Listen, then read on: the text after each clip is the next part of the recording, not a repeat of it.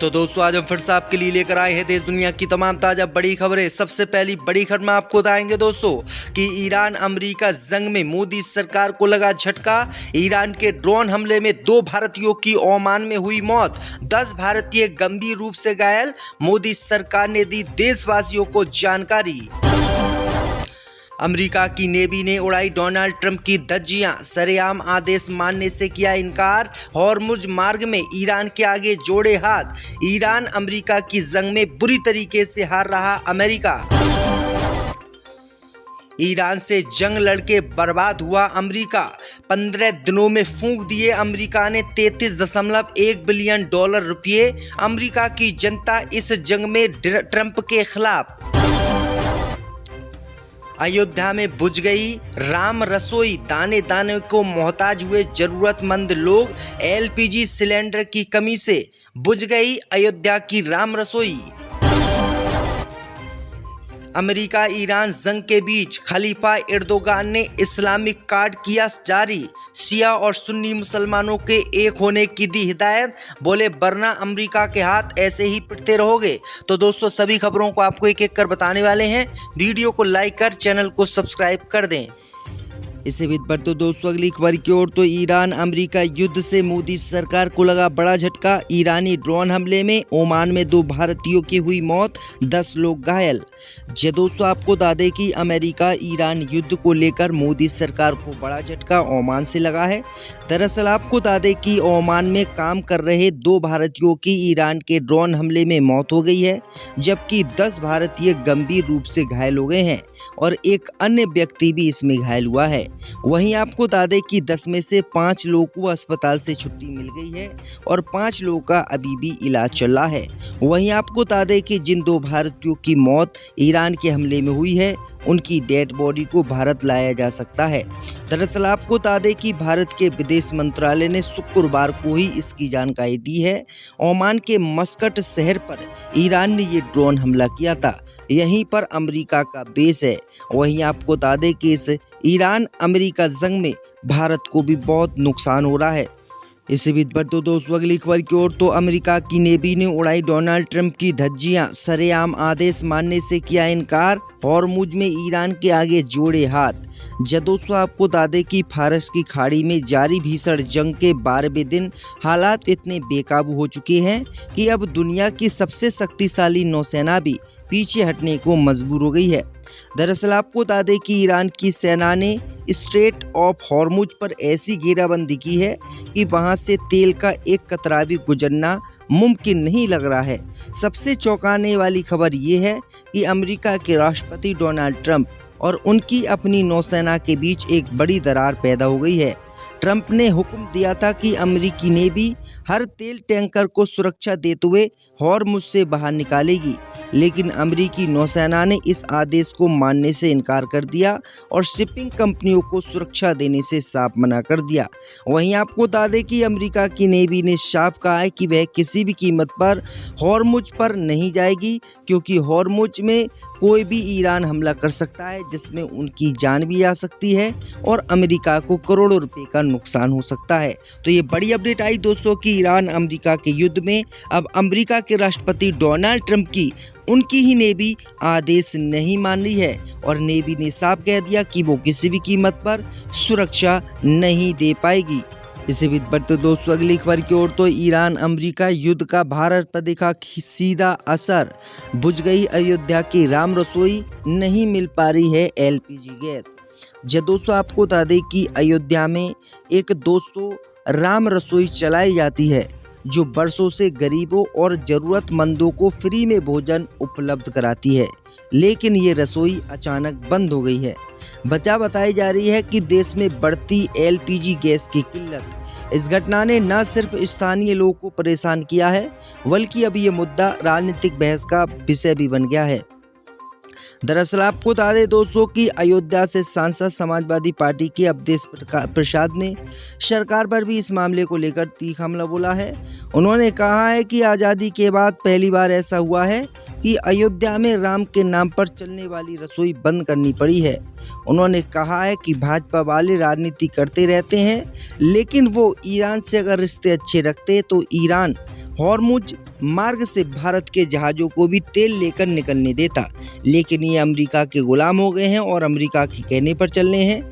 इसलिए भारत में LPG gas की किल्लत है और एलपीजी गैस ना मिलने के कारण ही राम रसोई अयोध्या में बंद हो गई है। तो ये बड़ी अपडेट आ रही है दोस्तों।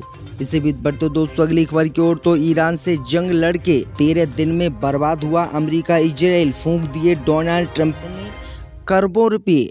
दोस्तों आपको बता दें कि अमेरिका और ईरान के बीच 28 फरवरी को हमले शुरू हुए थे और इस हमले के जवाब में ईरान ने अमेरिका सहित इजराइल पर हमले किए थे। वहीं आपको बता दें कि इस जंग को होते हुए आज 15 दिन हो गए हैं, लेकिन 15 दिनों में अमेरिका ईरान ने घुटने पर ला दिया है। दरअसल आपको बता दें कि पेंटागन ने अपने सांसदों को बताया है कि ईरान पर हमला शुरू करने के बाद से अमेरिका ने 11.3 बिलियन डॉलर यानी 1.04 लाख करोड़ रुपये से ज़्यादा का खर्चा कर दिया है। ये खर्चा सिर्फ शुरुआती 6 दिनों का है। इतना ही नहीं, इसमें मिलिट्री हार्डवेयर और लोग के जमावड़े से जुड़े कई खर्चे शामिल भी नहीं हैं। वहीं आपको बता दें कि उम्मीद जताई जा रही है दोस्तों कि अमेरिका अब तक लगभग 33.5 बिलियन डॉलर इस युद्ध पर अभी तक खर्च कर चुका है। यानी एक दिन में दोस्तों अरबों रुपया अमेरिका इस युद्ध पर लुटा रहा है, जिससे अमेरिका की जनता और अमेरिका के जो विपक्ष के सांसद हैं वो इस युद्ध के खिलाफ हैं। अमेरिका के लोग कह रहे हैं कि अमेरिका को क्या ज़रूरत है ईरान से युद्ध लड़ने की। ये इजराइल और ईरान का मसला है, ये दोनों ही आपस में युद्ध लड़ें। हमें इस युद्ध में नहीं पड़ना चाहिए, हमें अपने लोग की सुरक्षा करनी चाहिए। तो ये बड़ी अपडेट आ रही दोस्तों कि ये बड़ा झटका डोनाल्ड ट्रंप को जो है विपक्षी सांसदों और ट्रंप की जनता ने दिया है। इसे भी बढ़ते दोस्तों अगली खबर की ओर, तो ईरान ने भारतीय तेल टैंकरों को हॉर्मुज स्ट्रेट से गुजरने से किया इनकार। अब भारत के पास कुछ नहीं बचा बैकअप प्लान। दोस्तों आपको बता दें कि इजराइल अमेरिकी हमलों में ईरान के supreme leader Ayatollah Ali Khamenei की मौत के बाद पश्चिमी एशिया में तनाव लगातार बढ़ता जा रहा है। इस बीच ईरान ने दुनिया के सबसे महत्वपूर्ण ऊर्जा shipping root straight of Hormuz को लेकर चेतावनी जारी की। दुनिया के लगभग 20% कच्चे तेल की आपूर्ति इसी सक्रिय समुद्री मार्ग से होती है। ईरान ने ऐलान किया कि वो चीन और रूस के जहाज़ों को जाने देगा और अमेरिका के सहयोगी इजराइल के सहयोगियों के जहाज बिल्कुल नहीं जाने देगा। वहीं आपको बता दें कि अब ईरान ने साफ तौर से भारत के जहाज़ों को भी इस मार्ग से गुजरने से मना कर दिया है। ईरान ने गुरुवार को हॉर्मुज स्ट्रेट से भारत के तेल टैंकरों को गुजर देने से इनकार कर दिया है। भारत के लिए ये बड़ा झटका और बड़ा संकट माना जा रहा है, क्योंकि उसके कच्चे तेल और एलपीजी आयात का एक बड़ा हिस्सा हॉर्मुज से होकर गुजरता है। इस क्षेत्र में दर्जनों भारतीय जहाज़ों और सैकड़ों भारतीय नाविकों की मौजूदगी को देखते हुए नई दिल्ली ने बहुआयामी राजनयिक और सुरक्षा प्रतिक्रिया को सक्रिय कर दिया है।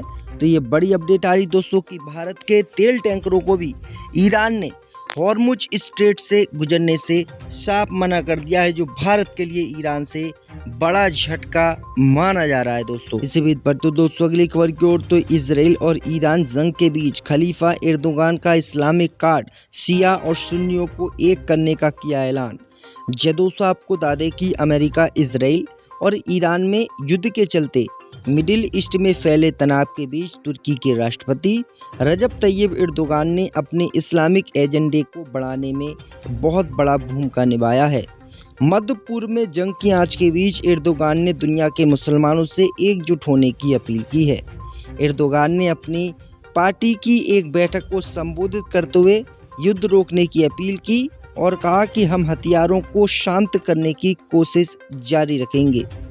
एर्दोगान ने कहा है कि हमें शिया सुन्नी अहले हदीसों को छोड़कर एक होना चाहिए। अगर मुसलमान एक नहीं होंगे तो वो ऐसे ही अमेरिका के हाथों पिटते रहेंगे।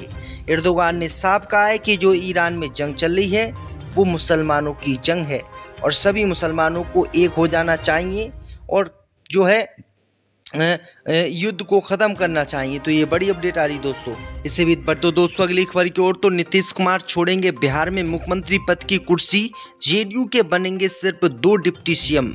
जी दोस्तों, आपको बता दें कि बिहार में राज्यसभा में नामांकन करने के बाद नीतीश कुमार अब मुख्यमंत्री पद छोड़ने वाले हैं। खबर सामने आई है दोस्तों कि मुख्यमंत्री पद छोड़ने के साथ ही जेडीयू के 2 डिप्टी सीएम बनाए जाएंगे। वहीं आपको बता दें कि अब बिहार में भाजपा का मुख्यमंत्री होगा, लेकिन आपको बता दें कि भाजपा का मुख्यमंत्री होने से जेडीयू के मुख्यमंत्री कुर्सी छोड़ने से जेडीयू के नेता नाराज हैं।